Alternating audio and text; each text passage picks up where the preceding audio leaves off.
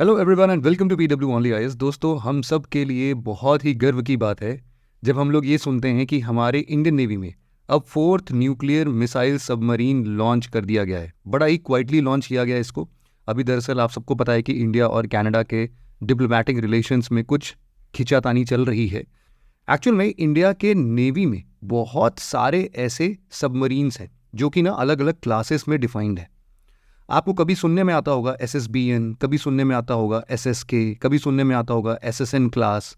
तो आखिरकार ये SSN, SSK, SSBN ये सारी चीज़ें हैं क्या, उसको हम समझेंगे और समझेंगे ये फोर्थ न्यूक्लियर मिसाइल सबमरीन हमारे इंडियन ओशियन के लिए कितना ज़्यादा इम्पॉर्टेंट है। तो एक बार इसको हम लोग समझते हैं और सबसे पहले तो हम लोग इसी को डिफाइन कर लेते हैं। देखो, जब भी वर्ड SS आता है इसका सिंपल सा मतलब होता है, इसके फुल फॉर्म पे मत जाना, इसका मतलब सबमरीन ही होता है। Simple, submarine stands for SS। यहां पर N का मतलब होता है कि ये ना न्यूक्लियर पावर्ड है, मतलब कि दो तरीके के पावर इंजन्स यहां पर लगाए जाते हैं। आप बोल सकते हैं कि एक सबमरीन वैसा होता है जो कि ना डीजल इलेक्ट्रिक सबमरीन कहलाता है। ये जो डीजल इलेक्ट्रिक सबमरीन है इसमें दिक्कत क्या आती है, ऐसे कुछ खास दिक्कत नहीं है, लेकिन आप सबको पता है कि ये काम कैसे करेगा। जैसे कि आपके कार में या फिर सिंपल आपके जनरेटर समझ लो, आपका जनरेटर अगर डीजल पर चलता है ना, तो ऐसा कुछ आप अनुमान लगा सकते हो कि एक बार पहले तो हम लोग क्या करेंगे, अपने डीजल के साथ साथ इसमें ना इन्वर्टर भी रख लेंगे, है ना। जस्ट फॉर द सिंप्लीफिकेशन मैं आपको ऐसा बता रहा हूँ। इन्वर्टर से क्या, जब भी डीजल्स का जनरेटर चलाएंगे तो अपना इन्वर्टर वगैरह सब रिचार्ज कर देंगे, बैटरीज इज फुल चार्ज। जब जनरेटर बंद करेंगे और फिर हम लोग अपने इन्वर्टर से सारे पावर सप्लाईज को बढ़िया से चलाएंगे। एक बार इन्वर्टर डिस्चार्ज हो गया, उसके पहले ही वापस से डीजल जनरेटर को चला के हम लोग वापस से अपने इन्वर्टर को भी चार्ज करेंगे। इन द मीनवाइल सारा का सारा ऑपरेशंस जो है वो इस डीजल इलेक्ट्रिक जनरेटर से चलता रहेगा। तो समथिंग लाइक दैट कि डीजल इलेक्ट्रिक पावर जो होता है वो कुछ ना कुछ ऐसे ही काम करता है।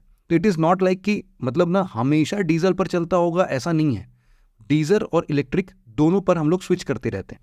तो यही पूरा फंडा है डीजल इलेक्ट्रिक सबमरीन के लिए। लेकिन अब आप सबको पता है कि ये कोई छोटा मोटा चीज़ तो है नहीं। ये 100 मीटर लंबा ये जो सबमरीन आप देखते हो, इस सबमरीन में बेसिकली इतना पावर कंजम्पशन होता है कि कितना भी डीजल इसके अंदर भर दिया जाए या फिर लाद के ले जाओगे, ये मुश्किल से 3 से 4 दिन के बाद नहीं काम करता है।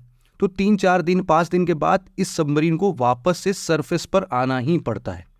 अब देखो, सरफेस पर आने का मतलब क्या है। सबमरीन एक्चुअल में बनाया क्यों जाता है?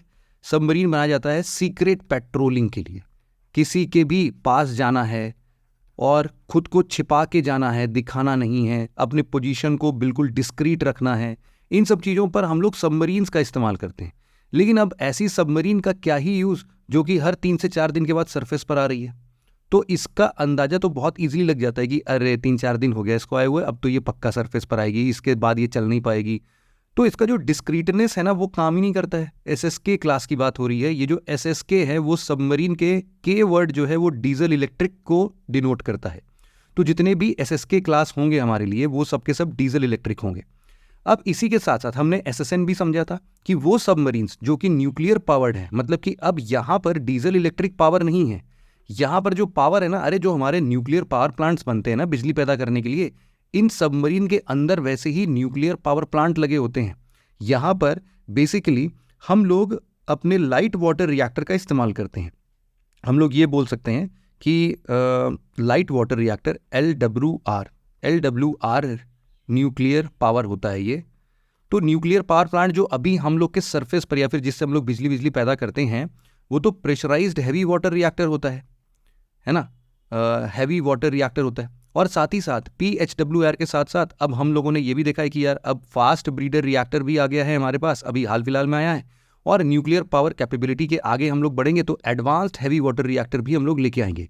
तो these are the ranges of reactors कि कौन सा रिएक्टर इस्तेमाल होता है। तो जो SSN क्लास होते हैं, SSN क्लास के अंदर में LWR वाला रिएक्टर इस्तेमाल होता है, लाइट वाटर रिएक्टर इस्तेमाल होता है।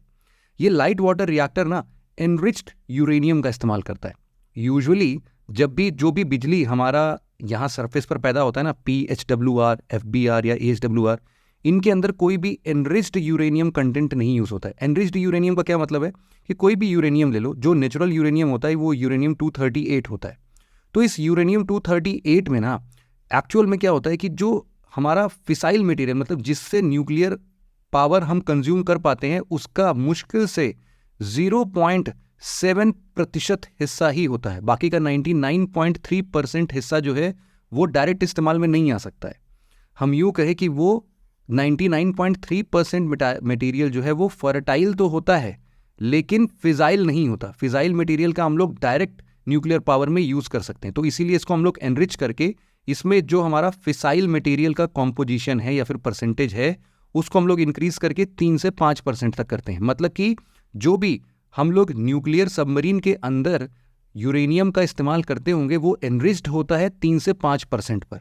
मतलब कि यहाँ पर हम लोग एनरिच्ड यूरेनियम लेके आते हैं। अब ये ध्यान देना कि एनरिच्ड यूरेनियम जो है वो हमारे इंडिया में बहुत कम बनता है। हम लोग क्या करते हैं, एनरिच्ड यूरेनियम इंपोर्ट करते हैं। कहाँ से करते हैं? बेसिकली सबसे ज़्यादा हम लोग कजाकिस्तान, रशिया, ऑस्ट्रेलिया, इन सब जगहों से हमारा यूरेनियम, एनरिच्ड यूरेनियम इंपोर्ट होता है। जो हमारे ये सब है ना, PHWR, FBR, AHWR, इसमें तो मतलब पहले वाले में यूरेनियम का इस्तेमाल होता है और ये एनरिच्ड यूरेनियम का इस्तेमाल इसमें नहीं होता। इसमें नेचुरल यूरेनियम का डायरेक्ट इस्तेमाल हो सकता है।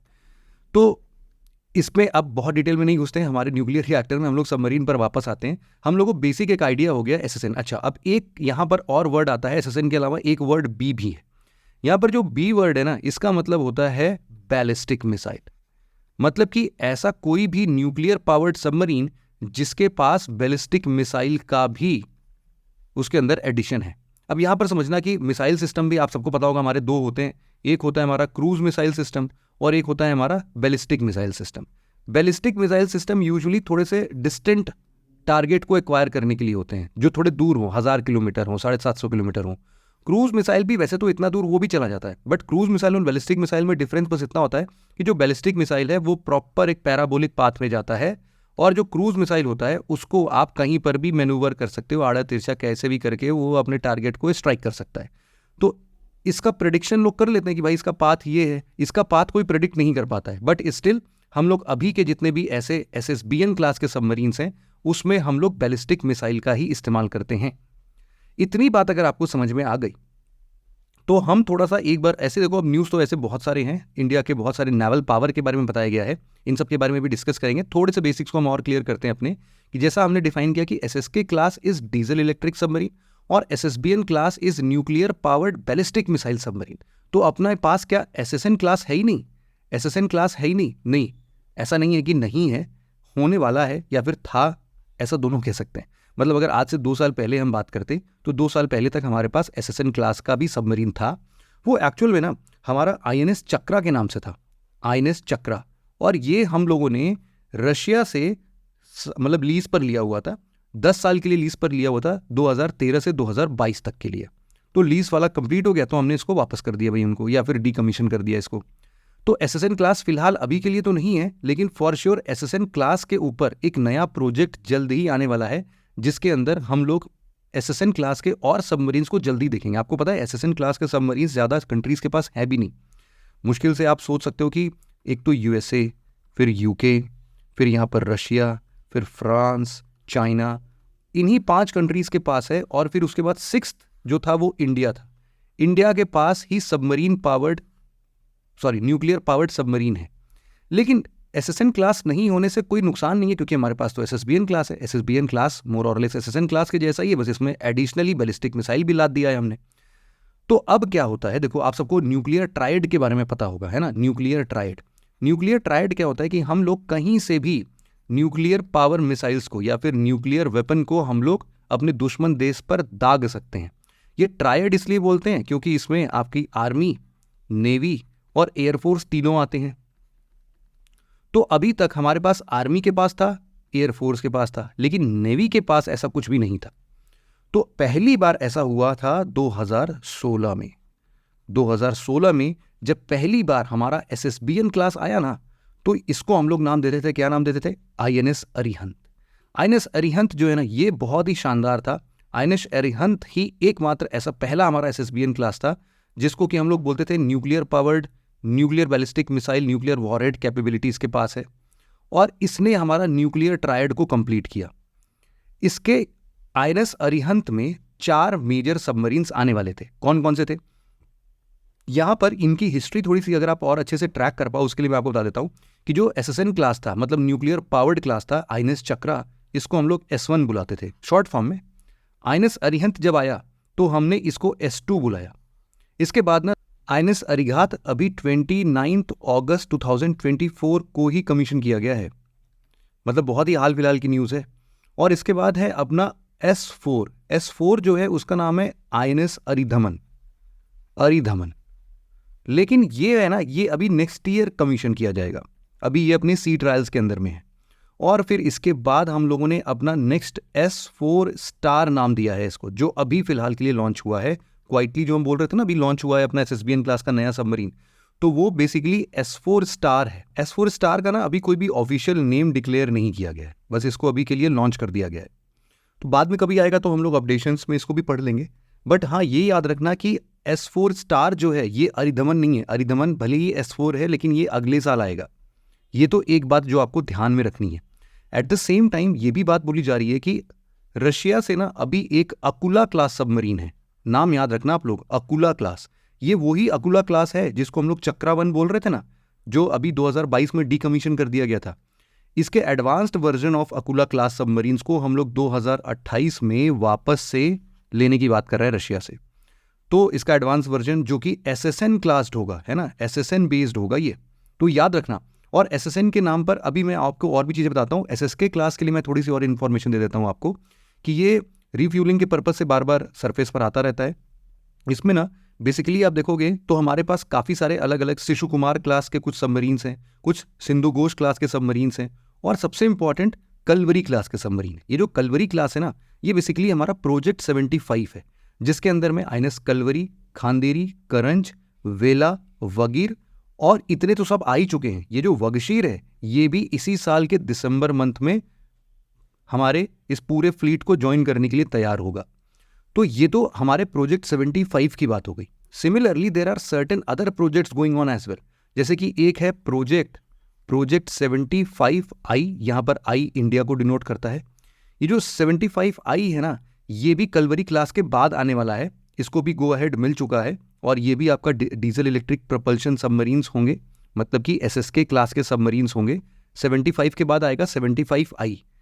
तो इसके बाद जो मैं आपको बता रहा था, एक आपका और भी न्यूक्लियर अटैक सबमरीन जो SSN क्लास का है, वो एक्चुअल में हमारा है प्रोजेक्ट 77 के नाम से। इसी को हम लोग प्रोजेक्ट 75 अल्फा भी बुलाते हैं, याद रखना।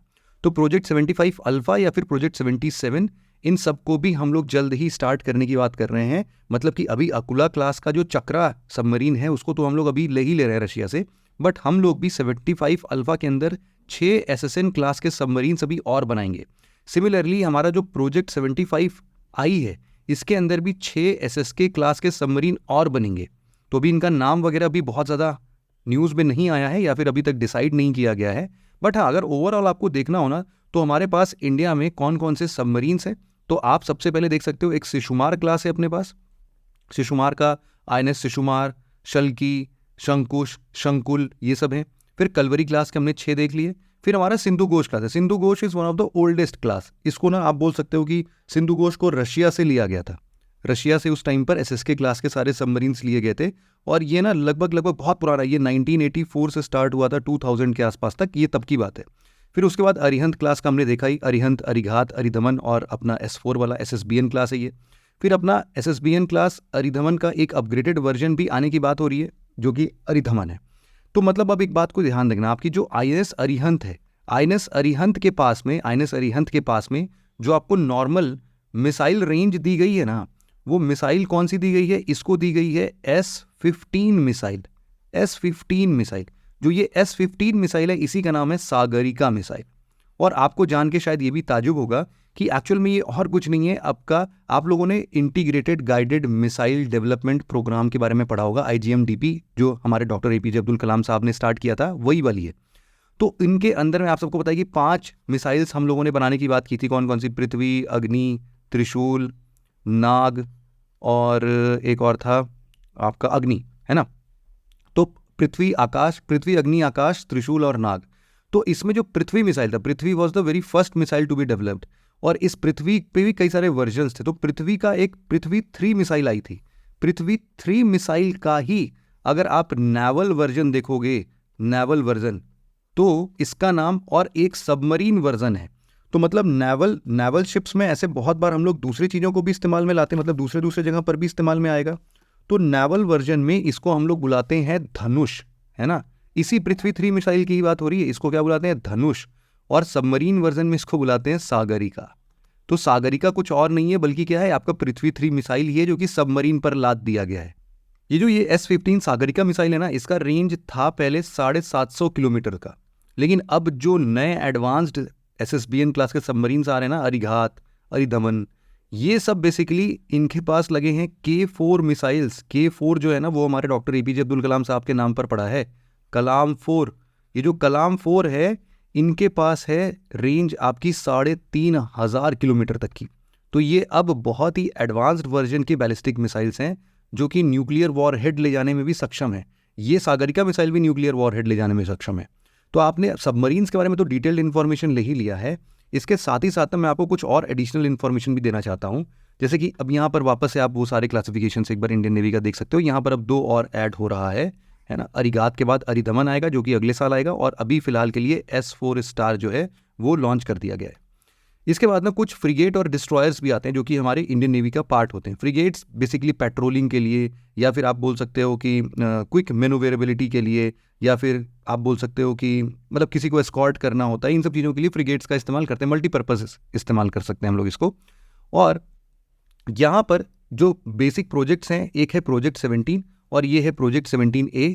इसको शिवालिक क्लास और नीलगिरी क्लास के अंदर में डेवलप किया गया है। इसके अलावा जो और भी फ्रिगेट्स हमारे पास है वो तलवार, ब्रह्मपुत्रा, गोदावरी, ये सारी चीज़ें हैं। तो रिवर सिस्टम्स के नाम पर, जोग्राफिकल सिस्टम्स के नाम पर जब भी देखो तो उसको फ्रिगेट का नाम दे देना। सिमिलरली डिस्ट्रॉयर के बारे में जब आप बात करते हो तो ये तो भैया डायरेक्ट कॉम्बैट के लिए इस्तेमाल में आते हैं, लड़ाकू टाइप के होते हैं।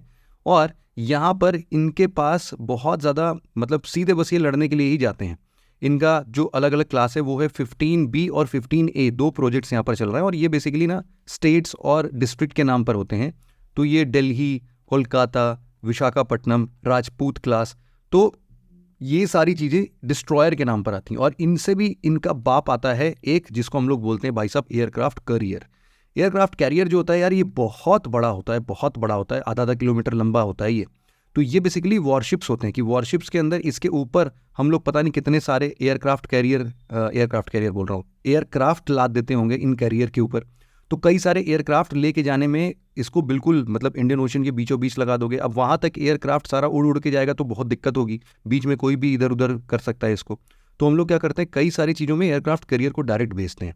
तो इसका सबसे पहला वाला जो था ना, वो इंग्लैंड से हम लोगों ने 1963 में एक बार लिया था, 1997 में ही डिकमीशन कर दिया। इसके डिकमीशन होने से पहले ही हम लोगों ने एक INS विराट जो है वापस इंग्लैंड से ले लिया था। ये 2016 तक हमारे साथ था। फिर ये डिकमीशन होता है उससे पहले ही 2013 में हम लोगों ने INS विक्रमादित्य रशिया से लिया। रशिया में वहाँ पर उन्होंने अपना एक एडमिरल गुर्शकोव करके था उनके पास एक एयरक्राफ्ट कैरियर, उसको उन्होंने ऑलरेडी डिकमीशन कर दिया था। उसमें थोड़े मॉडिफिकेशंस वगैरह करने के बाद इंडिया ने उसको ले लिया INS विक्रमादित्य के नाम से। और फाइनली हम लोगों ने 2023 में पिछले साल ही अपना खुद का INS विक्रांत बनाया, इंडिजिनियसली बिल्ड है और काफ़ी बड़ा 45,000 टन यहाँ पर आप देख सकते हो। ये हमारा indigenously build Cochin shipyard Kerala के द्वारा बनाया गया है। और यहाँ पर आप देख सकते हो कि नेक्स्ट जो है वो है INS विशाल। ये प्रपोज्ड है, लेकिन आप सबको पता होगा कि जो इंडिया है ना, वो बेसिकली PLA जो है वो पब्लिक लिबरेशन आर्मी है, पीपल्स लिबरेशन आर्मी है, चाइना की नेवी है वो, है ना। तो PLA को काउंटर करने के लिए इंडियन ओशन में इंडिया ने बहुत बार अपने इस INS विशाल को पोस्टपोन कर दिया, क्योंकि यार ये दिखती रहती है ना, इस पर तो कोई भी बैलिस्टिक मिसाइल दाग के इसको खत्म कर सकता है। तो इंडिया ने अपना एयरक्राफ्ट कैरियर का प्रोजेक्ट थोड़ा सा भी डिले किया है और उसके जगह पर धक्का-धक बहुत तेजी से दे दनादन ये क्या कर रही है, सबमरीन्स वगैरह तुरंत के तुरंत और बाकी के सिस्टम्स को भी लेके आ रही है। हम लोगों ने अलग अलग प्रोजेक्ट्स को भी देखा। तो ये पूरी पावर है इंडियन नेवी की। I think you must be proud to know all such information and at the same time आपके UPSC पर्सपेक्टिव से काफ़ी सारे बेसिक्स के साथ हमने इसको क्लियर किया। आज के वीडियो में बस इतना ही था। Thank you very much for listening it very patiently friends. Have a nice day.